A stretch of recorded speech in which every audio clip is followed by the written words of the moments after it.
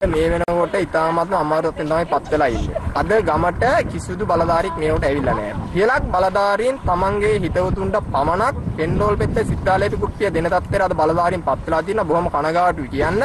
අද ඉතුරු සියලු දෙනාට පෙන්ඩෝල් පෙත්තක් ගන්න යන්නේ නැ තැනක් නැහැ. කඩවල් ඔක්කොම වහලා පාරෝ සේරම කැඩලා අද වික්‍රියාවේ ගොවි සංවිධානයේ බලපෙදේශයේ ගොවීන් මිරිස්සෙන ඒ වගේ මිරිස්සෙන ගම්මාසින් සියලු දෙනා ඉතාමත්ම අමාරුවෙන් තමයි ජීවත් වෙන්නේ. ඒ නිසා බලධාරීන් කියන්නේ ඔය තමන්ගේ කුහකකම් පැත්තකට දාලා සියලු දෙනා ගැන හිතන්න. තමන්ගේ ප්‍රාශ්‍රිකයෝ ගැන විතරක් නෙමෙයි. අද මේ වෙනකොටත් එක දේශපාලනඥයෙක් ගෙවල් දෙකකට පමණක් 150ක් සිටින පවුල් 150 සිටින ගම්මානයේ ගෙවල් දෙකකට පමණක් පෙන්ඩෝල් සහ විද්‍යාල බෙදීලා තියෙන බොහොම කනගාටුයි කියන්නේ ඒ නිලධාරී ඒ බලධාරීන්ට. ඒ හින්දා ඔබතුමාලා කාරණේ අවධානය යොමු කරන්න මේවා රටට කියන්න අපි හින්දා. පවුලේ වාහන අරුපන් පස්සේ වාහන ළඟ ඉඳලා විතෝ බණ්ඩාරේ මේ විජේපාල ළඟ ආසලා දැන් පවුල් 200ක් විතර අනාථ වෙලා ඉන්නවා. ඒ පවුල් වලට කිසිම ආධාරයක් උපකාරයක් කරන්න කිසිම නිලධාරී කෙනෙක් ඇවිල්ලා නැහැ මේ ගමට දැනට. මම දැන් අදත් පාදීල්ල ගන්තුමාට කින්නකා කරා එතුමාට එන්න විදියක් නැතුව තියෙන්නේ කොටු වෙලා තියෙන නිසා අපිට දැන් තුම් පොලකින් මේ ගම කොටු වෙලා තියෙනවා. දැන් තමන්ගේ නෑදෑයන්ගේ ගෙවල් වලට ඇවිල්ලා මේ දරුවොත් එක්ක කට්ටිය දුර බීමට ඇවිල්ලා තියෙනවා. ඉතින් අනාථ කඳුරකටවත් උදව් කරන්න කිසිම කෙනෙක් මේකන් ඇවිල්ලා නැහැ.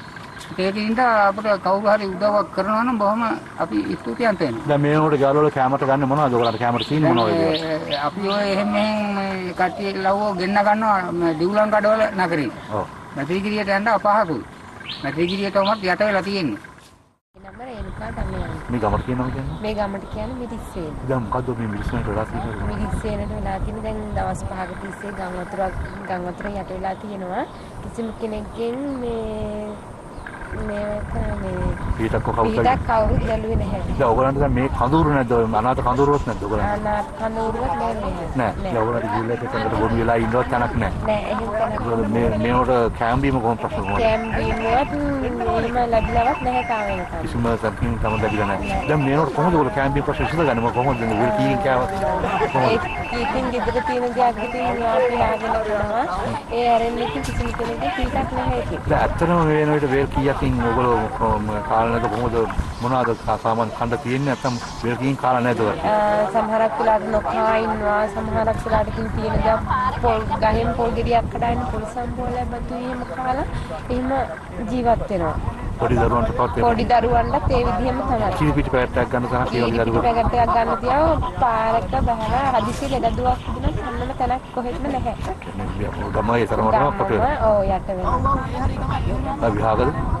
විවාහකද? දරුවෝ කී දෙනෙක් ඉන්නවා? එක දරුවයි. ඉතින් වයස කීයද? අවුරුදු 6ක්. මිරිස්සේන ගම්මානයේ ජීවත් වෙන සියලුම දෙනා මේ ඉන්නේ. අපි බොහොම අමාරුවෙන් තමයි මේ ගංගාතුර ගැලුවට පස්සේ අපේ ගම විනාශම වෙලා ගිහිල්ලා කොටු වෙලා කිසි කෙනෙකුට කිසි තැනක යා ගන්න බැරුව තුම් පොලකින් කැඩලා තුම් පොලකින්ම හිර වෙලා ඉන්නේ. එම නිසා මේ බොහොම අමාරුවෙන් තමයි ගමේ සියලුම දෙනා ඉන්නේ. ලෙඩක් දුරක් වුණත් යන්න එන්න කිසිම තැනක් නැහැ. බොහොම දුෂ්කර තත්ත්වයක කිසිම කෙනෙක් කිසිම දෙයක් මේ ගමට මේ වෙනකොට කිසිම മന്ത്രിවරයෙක් කැමතිවරයෙක් රජයෙන් කිසිම කෙනෙක් ආවේ නැහැ. අපි ඉතින් ඒක නිසා මේ කුඩා ළමයි කැමිනි මව්වරු මේ කුඩා දරුවෝ බේත් හේත් ගේන්න යන්නවත් විදියක් නැහැ. බේතක් හේතක්වත් ජමට ආවේ නැහැ. අපි බොහොම කරදරයක වැටිලා ඉන්නේ. එම නිසා අප ගැන බලනවා නම් මේ ගම්මානය ගැන සියලුම ජනයා ගැන බොහොම ස්තුති මේ අපි කියලා සිටිනවා මේ මහ ජනයා ගැන පොඩ්ඩක් බලන්න කියලා මේකේ ප්‍රභූවරුන්ට කියනනම් අපි මේ අනාථ වෙලා ඉන්න අපිට කිසිම කෙනෙක්ගෙන් මේ වෙනකම් මොනවාක්වත් ලැබුණේ නැහැ. ආහාරයක් මොනවා කන්නේ අපි ඇත්තම අදවාට කෑවේ මඤ්ඤොකා රොටි අරම කකා ඉන්නවා. කන්න කිසිම දෙයක් නැහැ. මේ යනවා නම් යන්න ඕන සෑහෙන දුරක් යන්න ඕන මේ මොනවා හරි ගේන්නත් ඉතින් ඒවටවත් මුදල් හිතල් නැහැ. මොනවාකින් කරගන්න නැහැ. වැවේ කීයක් හරි ගන්න දැන් වැවේ දේවලුත් ගන්නට එතන මාළුවෙක්වත් අල්ලා ගන්නට මිනිසුන්ට විදිහක් නැතුව ඉන්නේ. අල්ලාගත්තත් මේ බෙලෙන්දෙකුට එන්න විදිහක් නැහැ. ඒ හින්දා මේ පුදුම දුෂ්කරතාවයක් තමයි අපි ඉන්නේ. ලෙඩ වෙලා එහෙන් ලෙඩු ඉන්නවා. මෙහෙන් යන්න එන්න බැරුව ඉන්නවා. ඉතින් වතුරෙන් කරදරයි පුළුවන් නම් මොකක් හරි උදව්වක් කරන්න කියලා තමයි කියන්නේ. කට්ටිය ඉන්නවා මේ කණ්ඩ බොණ්ඩ නැතුව උදේ අපිට හාල් විතරයි තිබ්බේ. ඊට පස්සේ වැවේ ගිහිල්ලා මාළු ටික දෙන්න විදිහක් නැහැ. වාල්ට යන්නත් විදිහක් නැහැ. යන්න දෙන්නේ මඩ වගුරු හින්දා. දැන් මගේ දුවක් හිටියා බබා හම්බින ළමා මාසෙ තිබ්බේ. එයත් මං කොහොම හරි ඇරියා යාලා සීගිරියට. ඉතින් යන්න ඉදිහාවක් නෑ. දැන් අපේ නාංගි කෙනෙක් ඉන්නවා බබා හම්බෙන්න. එයාගේ චූටි බබෙක් ඉන්නවා කිරි ටිකක්වත් ගන්න විදිහක් නෑ. ඒ බබා කිරි බොනවා. ඉතින් කන්න දෙයක් නෑ. මේ කිසිම කෙනෙක් එන්නේ නෑ ගම්මානේ බලන්නවත්. මේ අපි කිව්වා දැන් දෙතුන් දෙහකට කතා කරා. කරාට වැඩක් නෑ. කිසිම දෙයක් ආධාරයක් ලැබෙන්නේ නෑ අපිට.